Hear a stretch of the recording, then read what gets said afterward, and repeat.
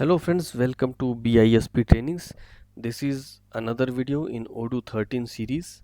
In my last video, I have shown you how to download odoo.exe file and how to install it and then how to configure it with PyCharm. Now in this video, I am going to show you how to create your own module. First of all, let me show you what we have done in our last video. We have installed our Odoo and then configure it with PyCharm. I recommend you to go through my previous video. Everything is explained clearly there. By default, there are 362 apps. You can install any of them and make use of it. But what if you want to create your own module? Now I will show you the process of creating our own module. For this, you have to open the command prompt. Inside that command prompt, you have to write first the Python path to python.exe here. Then you have to give a space and after that path to odoo-bin, then scaffold, module name, your module name, and then the destination path. Destination path means inside Odoo tutorials extra add-ons. That will be your destination path. Let me show you how it is done. Look at this. This is inside C drive, program files, Odoo 13, Python, and this is python.exe. So we will copy this path. Another is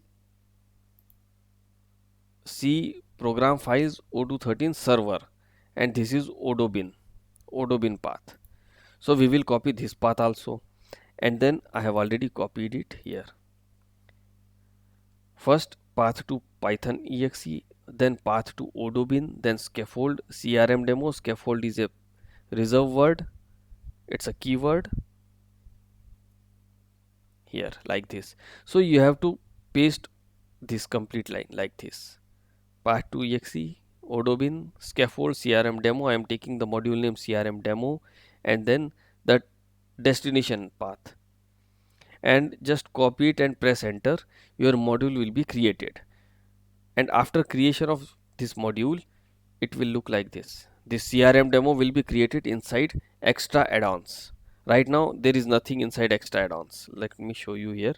There is nothing inside extra add-ons, but after you execute this, you will see a demo, a folder will be created inside this extra add-ons.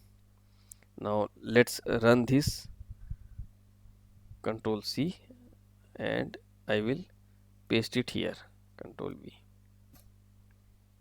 Now see, extra add-ons will be created here.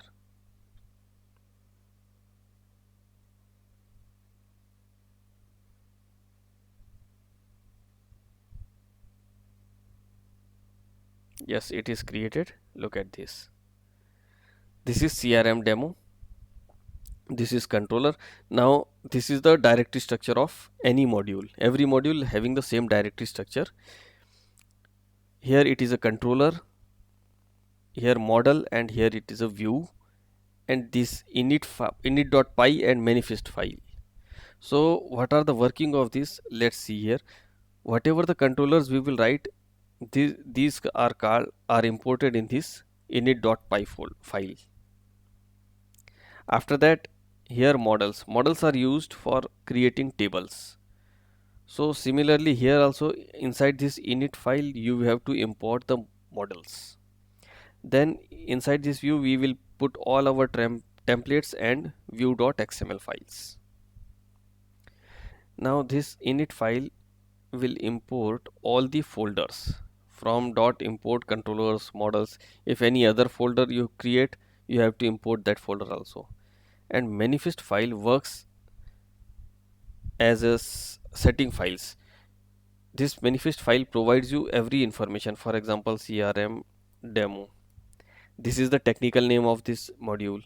Then here you can see data, views.xml, templates.xml. Right now there are only 2 files. If you create more files, you have to import them like this. So in this way you create your own module. And now this is all about the directory structure. In my next video I will show you how to create the data table and then how to insert, update and delete operation is performed. So I will show you all these things in my next video.